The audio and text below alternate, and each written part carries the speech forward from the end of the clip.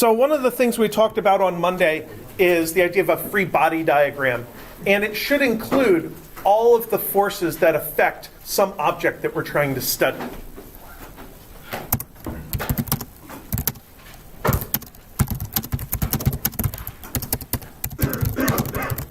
But how do we make sure we get all the forces and not miss any, and maybe not accidentally count one twice? So in order to do that, I think of forces as being in two categories.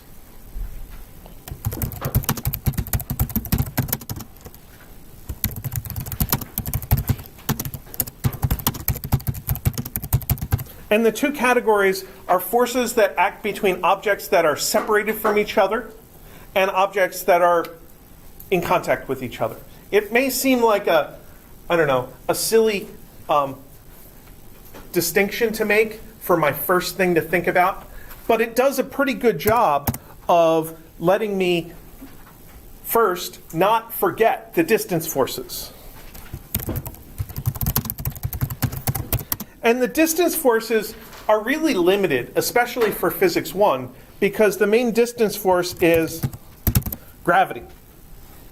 So you can feel the force of gravity due to Earth, whether you're actually standing on Earth or whether you're up in the air not connected to the Earth.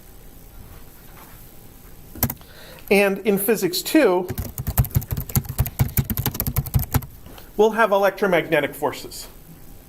And that's kind of about it. There isn't much more to our distance forces for analyzing Newton's laws.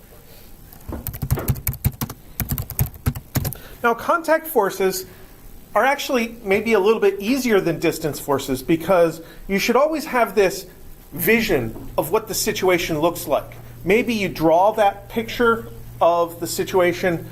Maybe you only keep it in your mind. But you should be able to either draw or imagine what the object looks like and what other objects are around it. Because contact forces involve other objects that are touching the object we're analyzing. And the first two contact forces are between solid objects. We have the normal force and the friction force. The normal force is a pushing force, and the friction force is a sliding force, or a shear force preventing sliding.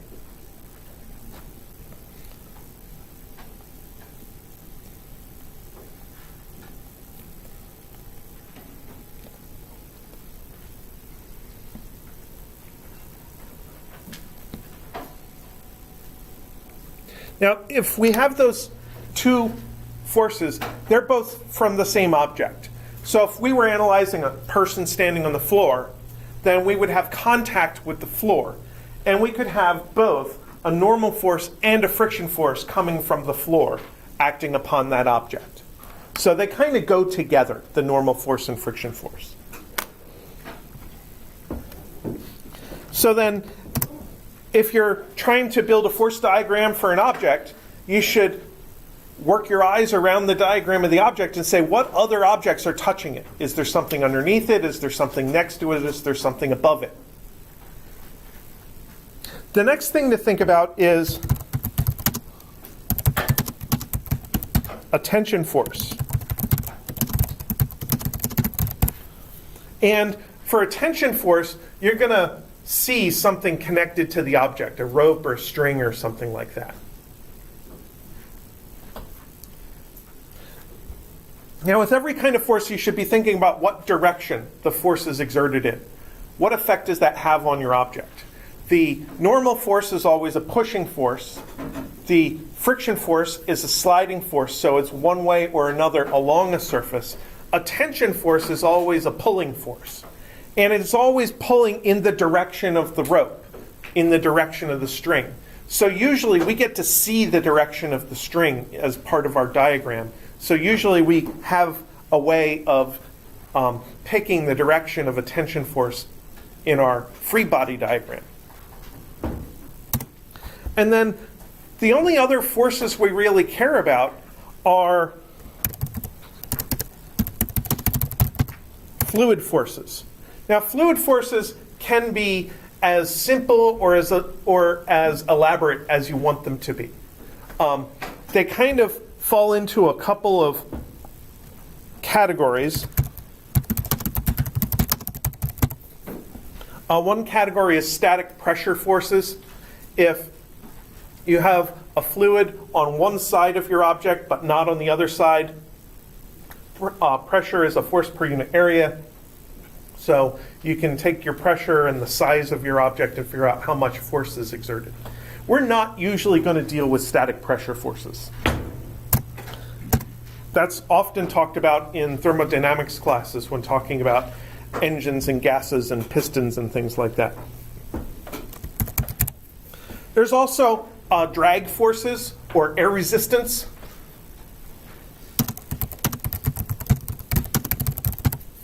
And we do our best to try to ignore those whenever possible. If we have to calculate a resistance force, it would be in a situation where we know everything we need in order to calculate it. I'm not going to ask you to model air resistance forces. I'm not going to ask you to predict air resistance forces based on knowledge about the gas and the object and things like that. So we're usually going to try to ignore those. When we talk about projectile motion, we specifically talk about the motion of a projectile without air resistance because it's a lot easier to calculate, especially if we don't have calculus. Now there's a third category of fluid forces that we will deal with, which is buoyancy. So you have a lab on buoyancy, and we'll talk about buoyancy as we get closer to that lab. So really, that's kind of it as far as different forces that we can deal with.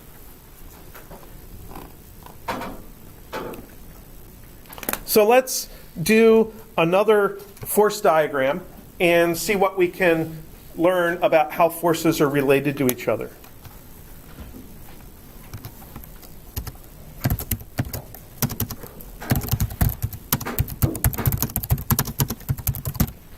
So we talked about an object sitting on a surface on Monday. Let's do the opposite kind of a scale, a hanging scale. And in this situation, we're going to have a ceiling and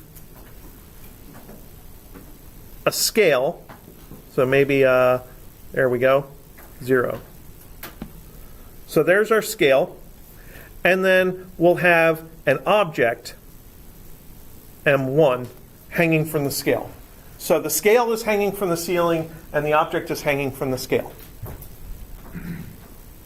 So when we go to draw our force diagram for M1, I start out with a representation of the object. So I put a dot in the diagram.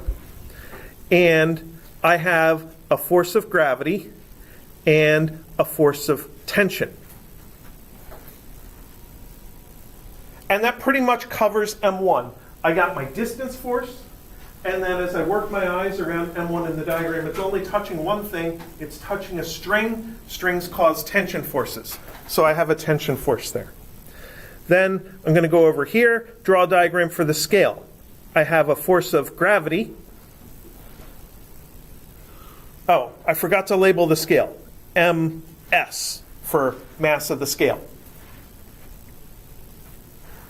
That's supposed to be an S, not a weird hybrid of the numbers 6 and 8. Now I've encountered a bit of a problem because I have two forces of gravity. And the force of gravity is supposed to be proportional to the mass. But I have two different masses. So really, each one of these objects is feeling its own force of gravity. I need to distinguish them somehow. So my method of distinguishing them is to call that FG1 and call this one FGS. That way I know which one's which, and when I go to fill in numbers or calculate them later, I can tell which numbers go where. Now, as I work my eyes around the scale, I see a force of tension above it and a force tension below it. And I have the same problem with these force tensions. I have two different force tensions. So my thought is I'm going to label this one rope 1, and I'll label this one rope 2. So now I need to go through my force diagrams, and for every single force tension I see, figure out whether it's rope 1 or rope 2, so that I don't confuse them when I get to the stage of doing math. So the lower mass is only touching rope 1. The upper mass, the scale, is being pulled down by tension 1, but it's being pulled up by tension 2. So there's my force diagrams. And now that gives me enough information to try to build my Newton's second law equations. And my Newton's second law should be F net is equal to ma.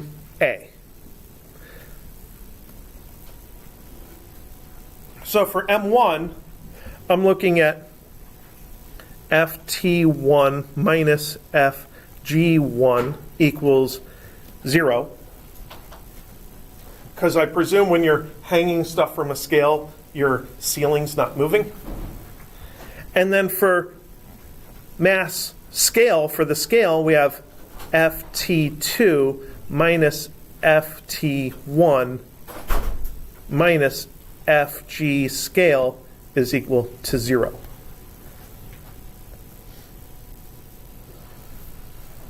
So let's put some numbers to this. So in blue, I'll make this more specific. Let's say m1 is equal to 2 kilograms. Fg1 is m1 times g is 2 kilograms times 9.8 newtons per kilogram is equal to 19.6 newtons.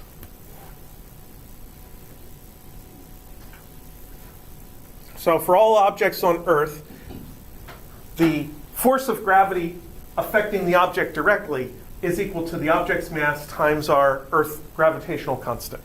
If we moved this situation to the moon, the g value would change, but the mass value would stay the same. The mass value comes from the number of protons and neutrons, mostly, in the object. So that tells us that ft1 minus 19.6 newtons is equal to 0. Which means that ft1, now we know, should be 19.6 newtons. Now let's get to the scale. The scale, it needs to have a mass. M scale is, scales aren't usually very heavy, right? Let's go with 0.3 kilograms. So Fg scale is equal to 0.3 kilograms times 9.8 newtons per kilogram is 2.94 newtons. So now I can put numbers in here. Ft2 is still unknown. Ft1, I just figured out, was 19.6. And then the force of gravity on the scale is 2.94. And that all has to come out equal to 0. So Ft2 is equal to 19.6 plus 2.94, which is 0.04. 4, 5, 22.54 newtons. So in this diagram, in this situation, I like to think about what does each string do? What does it accomplish? String 1, all it has to do is support the 19.6 newtons, which is the weight of M1. String 2 has to hold up the whole thing. Imagine what would happen if I cut string 2. Everything would fall down. String 2 has to hold the total weight of both objects together.